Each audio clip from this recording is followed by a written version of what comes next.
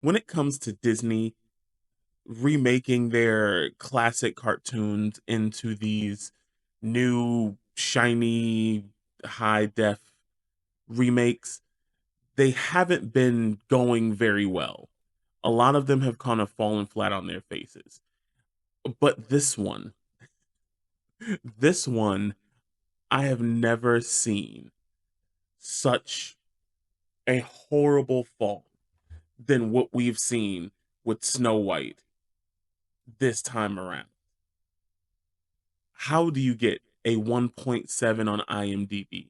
We all know at times Rotten Tomatoes can be a little with their ratings, but IMDb is one of the most, if not the most trusted rating system for movies.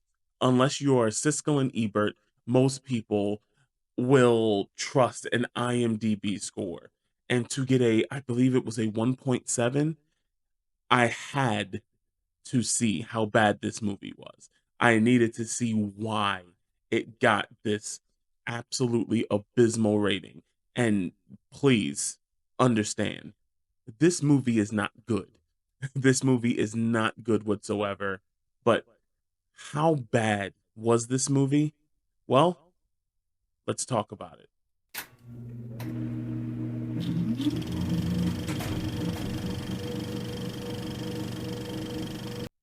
What's going on, ladies and gentlemen? Welcome back to the channel. Today, the subject of our video, unfortunately, is Snow White 2025. It doesn't really matter who's starring in it. We're gonna get to them, but before we get started, thank you for being here. Thank you for your time. There are plenty of reviews and reactions on the channel, so give that a look. I am currently battling the YouTube algorithm just to be seen. So please give me a thumbs up and that'll go a long way. Anyway, this movie. So I had zero plans on seeing this movie because I don't care. I don't care about Snow White. I understand that all these remakes that Disney has done outside of The Little Mermaid, which I thought was pretty good, they haven't been.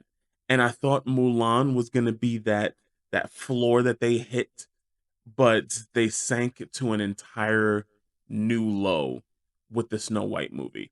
So, after seeing the movie, I needed to understand where the differences were. So not only did I go back and watch the 1937 cartoon version, but I also listened to the original Brothers Grimm story.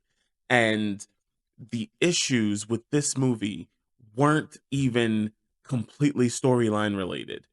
They weren't, because there were a lot of similarities. A couple things have been changed, but to me, that wasn't the biggest deal.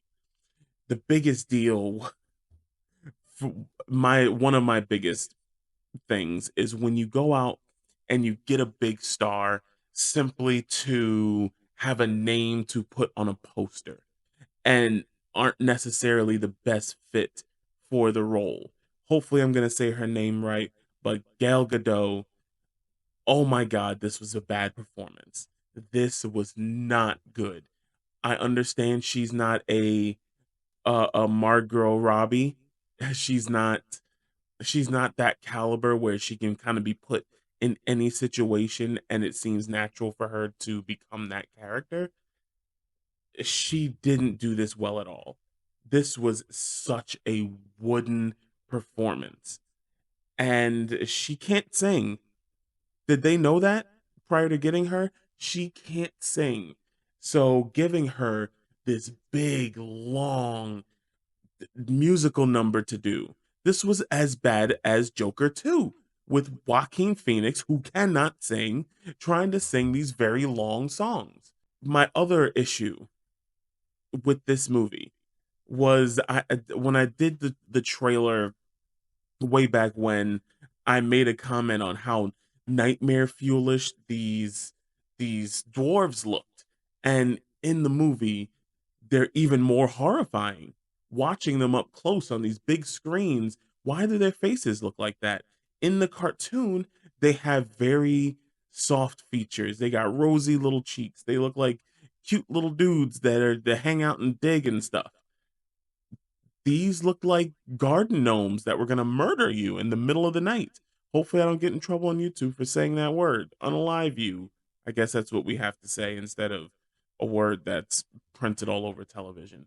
Anyway, so while I didn't think all the songs were bad, I like the Whistle While You Work song. I didn't like the fact that she broke into their house, slept in their beds, and then forced them to clean up. Because in the original cartoon, she cleans for them to add some value to her staying there outside of just saying, I'm here, you're going to let me stay here. Because that's essentially what happened in this one. We all know that Disney writing towards tends to lean way too much towards placating certain groups of people than actually putting together a story that makes sense. That's just what it is. Also, we gotta talk about the elephant in the room, and that is Snow White's haircut. Awful, awful. How did y'all not know that this looked like this and that people were gonna compare it almost immediately? Y'all did her no favors by having her look like Lord Farquhar, and it was really distracting throughout the entire movie because that's all I thought. Then the her knight in shining armor, who turned out not to be, but he kind of is. His name is Jonathan. That sounds like some just anonymous guy. He's a bandit. That is not the type of person that Snow White would fall for. When he delivers true love's kiss was one of the most uninspired non-chemistry moments in movie history. This was not good. This was a bad movie. Shame on you, Disney. Stop doing this. Mufasa wasn't bad because you were building and creating your own story.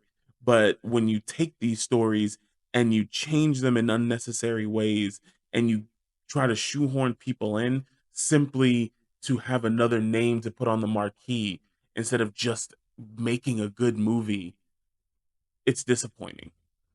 And it says a lot about where Disney is right now because they're also in charge of the Marvel franchise, and we see how far that's fallen.